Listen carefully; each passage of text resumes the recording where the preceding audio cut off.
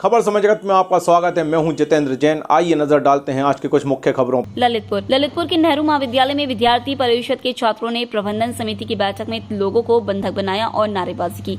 छात्रों की मांग थी कि पिछले साल छात्रवृत्ति के लिए आवेदन करने वाले छात्रों के फॉर्म शासन तक फॉरवर्ड नहीं किए गए थे, जिससे उन्हें छात्रवृत्ति नहीं मिल पाई।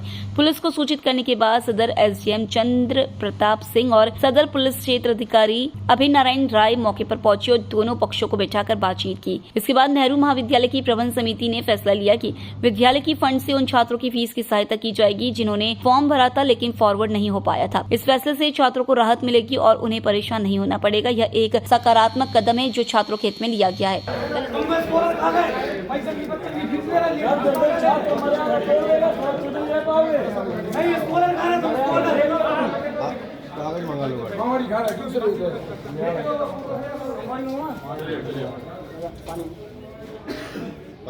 बोलने का तरीका सुधार लो।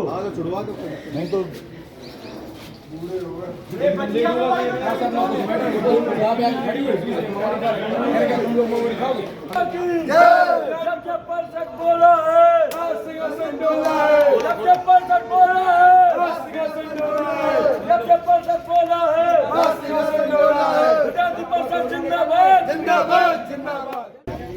क्या मामला था, कैसी है? देखिए, पिछले वर्ष के जो छात्रवृत्ति फॉर्म को फॉरवर्ड करने का इशू लेकर के आया था, इस विद्यालय से कुछ फॉर्म फॉरवर्ड नहीं हो सके थे महाविद्यालय स्तर से ही। इसको लेकर के छात्र संगठन, विशेष करके विद्यार्थी परिषद, इनके द्वारा आंदोलन किया जा रहा था। आज प्रबंध समिति की यहाँ बैठक आहूत थी। इसी दौरान छात्रों के द्वारा आकर के और एक तरह से नारेबाजी और बाकी चीज़ें अपनी मांगें रखी गई। इसकी सूचना पुलिस प्रशासन और प्रशासन है उनको भी मिली। इस पर एसडीएम सदर के साथ मैं यहाँ उपस्थित आया और बैठ करके प्रबंध समिति और महाविद्यालय के जो प्राचार्य और शिक्षकगण हैं उनके साथ बैठक की गई। बैठक में जो भी उसके माकूल समाधान हो सकते हैं उन बिंदुओं पर परिचर्चा होगी, जिससे छात्र संगठन और बाकी विद्यार्थी परिषद के लोग आए और बंधक बना लिया गया। क्या कारण था और कैसे उन्हें रिलीफ देंगे आप? 2023-24 में हमारे कॉलेज में लगभग 3000 आवेदन छात्रवृत्ति के आए, जिनमें से करीब आधे अग्रसारित हो गए, आधे डेट कन्वे न होने के कारण अग्रसारित नहीं हो पाए। हम लोगों को एक ही दिन का समय मिला था और उसमें आधी रात तक लगे रहे, सब उसमें हो गए थे। तो जो शेष आधे रह गए उनको लेके हमारे छात्र संगठन है, इन्होंने आंदोलन किया, पहले भी किया था।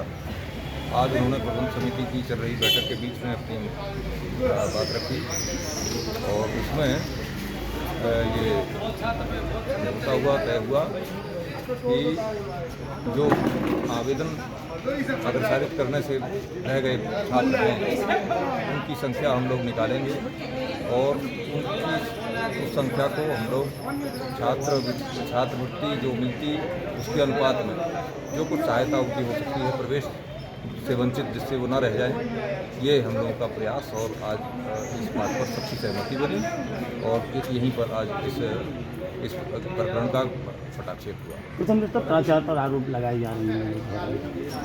प्राचार्य का पर आरोप लगाते हैं, कुछ लोग ऐसा भी कहते हैं, लेकिन हाँ, कॉलेज से कुछ हुआ है जिसके चलते ये हमारे आवेदन नहीं हो पाए अग्रसारित, और हमने अपने नोडल अधिकारी को उसके लिए सेटबैक भी किया था।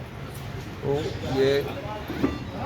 ये आवेदन अग्रसारित ना हो पाना, यद्यपि ये भी सही है कि हर अग्रसारित आवेदन पर छात्रवृत्ति नहीं मिलती है, लेकिन चूंकि कॉलेज से ही नहीं गया तो इस नाते कॉलेज जवाबदेह हो गया है और उसके लिए कॉलेज ने अपनी जवाबदेही स्वीकार की और उसके लिए प्रबंध समिति ने जैसा कि लिख के दिया गया है तो अपने उस उपलब्ध फंड में से कुछ कंपनसेट। नाम और पद क्या है आपका?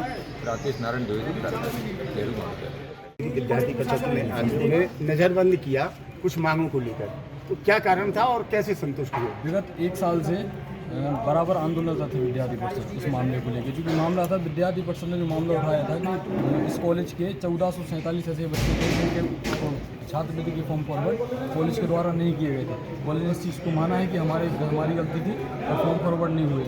बराबर आश्वासन दिया गया है, कभी बोला गया है कि जो छात्र निधि है पूरा छात्र निधि है उससे बच्चों को कुछ राशि दी जाएगी, लेकिन ये वो समय आ गया जब बच्चों के प्रवेश होते हैं, जिनकी स्कॉलरशिप नहीं आई वो बच्चे प्रवेश लेने में कर रहे हैं, पैसे थे नहीं उनके पास। तो उन्होंने कहा कि हम क्या कर सकते हैं। दोबारा आज जब प्रबंध समिति की दूसरी बैठक आयोजित हुई, पहली बैठक में अवगत करा चुके थे, दूसरी बैठक में बातचीत करने के बाद कोई विकल्प नहीं निकला, इसलिए ये कदम विद्यार्थी परिषद को उठाना पड़ा।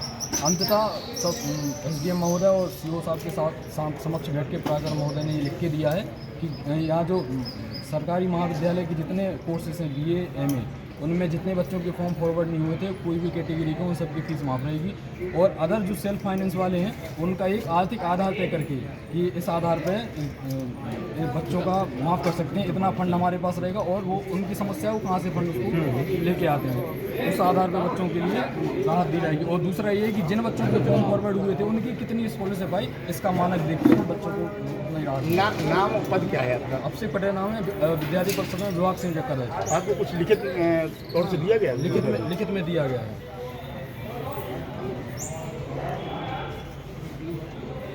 ललितपुर से खबर समय जगत के लिए सुनील सैनी की report. For latest news, subscribe to our channel and press the bell icon.